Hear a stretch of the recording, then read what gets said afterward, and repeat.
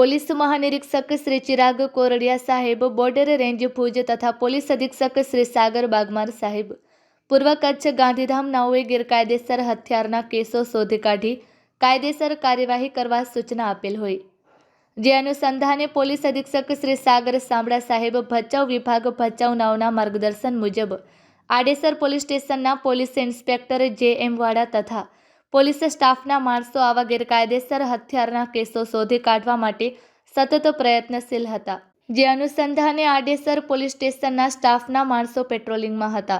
તે દરમિયાન police inspector જે.એમ. વાડા નાઓને મળેલ બાતમી આધારે આડેસર ગામના સોઢા કેમ્પ નજીક આવેલ ટગા 3 રસ્તા પાસે યુનુસ સિદ્દીકભાઈ હિંગોરજા રહે ટગા, તાલુકો રાપર, કચ્છવાડાના કબજામાંથી એક ગેરકાયદેસર દેશી હાથ બનાવટના તમચા સાથે પકડી પાડી તેના વિરુદ્ધ આડેસર પોલીસ સ્ટેશનમાં આર્મ્સ એક્ટની કલમ તણે ગુનો રજીસ્ટર કરી આગળની કાર્યવાહી કરવામાં આવેલ છે.